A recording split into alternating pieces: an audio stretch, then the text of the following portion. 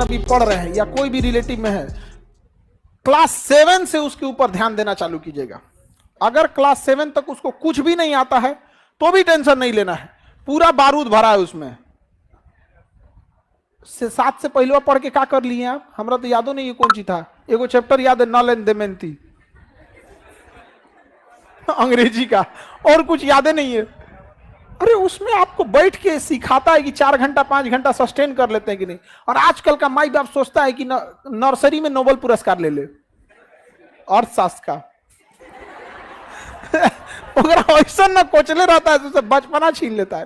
कोई एकदम नॉर्मल रखिए। क्लास 7 के बाद उसको टोकना चालू कीजिए। क्यों? क्योंकि अगर क्लास 7 पे नहीं सुधरा तो 8 में बिखर जाएगा, और 8 में किसी को भी सुधर जाना चाहिए।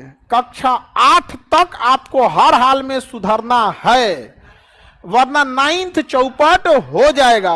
और सोचो 9th ऐसा है ना कि 9th चौपट हुआ तो 10 को चौपट करेगा। यानी ओवरऑल आपके लिए कहां से तैयारी करना है कि लड़का अगर क्लास 7 में भी है तो 50% भी मेहनत कर रहा है तो ठीक है, लेकिन जब क्लास 8 में गया तो अपना 70% फोकस करे। 70% समय पढ़ने में ना लगाए, मतलब जो टीचर बता रहे हैं उसको 70% कम से कम बुझा जाना चाहिए। समस्या ये नहीं है, लोग आरोप लगाते हैं कि मेरा बचवा नहीं पढ़ रहा है। हकीकत में उस बचवा से पूछिए कि मास्टर जो पढ़ा रहे हैं ना उसके दिमाग में नहीं घुस रहा है, वरना डाउनलोडिंग पावर तो उसका गूगल से तगड़ा है। अरे एक बार इंस्टॉल करके तो देखो, कभी डिलीटे नहीं मारेगा वो। यहाँ पर अब गलती हो जाता है, पगला रहा है वहां पर। हम क्लास 7 की बात बता रहे हैं। हमसे एक मैडम थी जो स्कूल में, तो मैडम ही लोग ज्यादा पढ़ते, ए उठो स्टैंड अप, बताओ व्हाट इज इंडिया, भारत क्या है। हम इंडिया इज ए कंट्री बोलना चाहिए, हम डरा गए। India is a good citizen Bharat एक अच्छा नागरिक है। बताओ ये कभी हो सकता है? हमें ये पता ही नहीं था कि सिटीजन मतलब क्या होता है। बस एक ही चीज का पता था कि इंडिया माने हमारा कंट्री, गुड माने बहुत अच्छा, इंडिया इज गुड सिटीजन। बस लाल डस्टर जो होता है ना मिटाने वाला, ओका लकड़ी पीछा लगा होता, हाथवा उल्टा करके पढ़ता है तुम लोग, पढ़ता है तुम लोग यहाँ पे, हाँ। अब वही हम लोग बोलते पढ़ाती हैं आप लोग, तो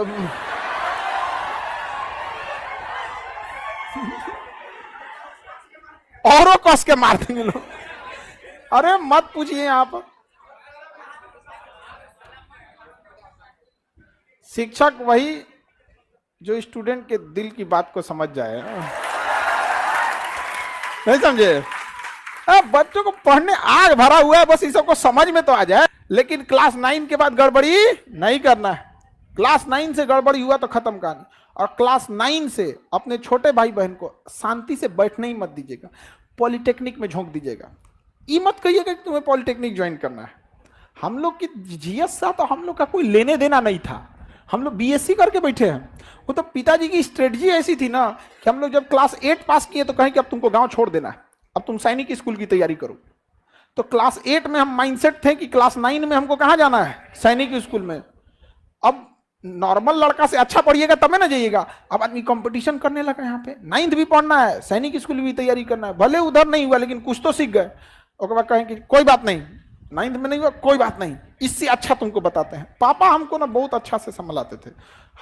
हम फेल होते थे ना तो हमको एक बात का डर खुशी होता था कि दुनिया डांटेगी लेकिन पापा टेंशन नहीं लेगा।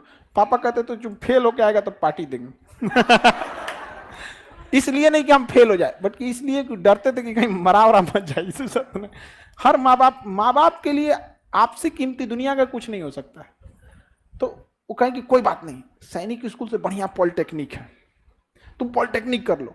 तो मैट्रिक में जब पढ़ते थे, मैट्रिक और साथ साथ पॉलिटेक्निक की भी तैयारी कर, पॉलिटेक्निक निकालना है। वो 10,000 रैंक आया, हाँ। तो कहें कि यार कोई बात, हाँ 8-10,000 के आसपास आया। तो बड़े इतना याद रहता है बुढ़ौती में हम लोग कौन सी क्या रैंक आया था।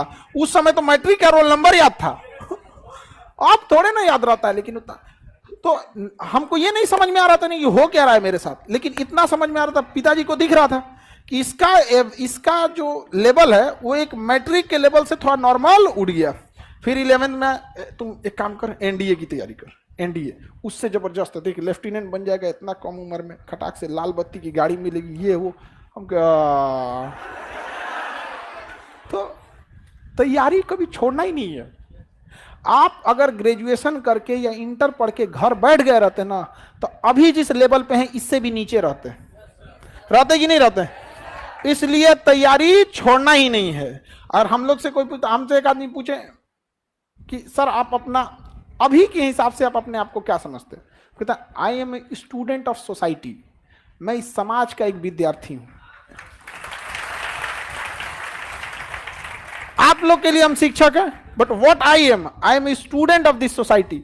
ये समाज हमको डेली कुछ ना कुछ सिखाता है कि समाज इंतजार करता है कि आप कब गिरिए हम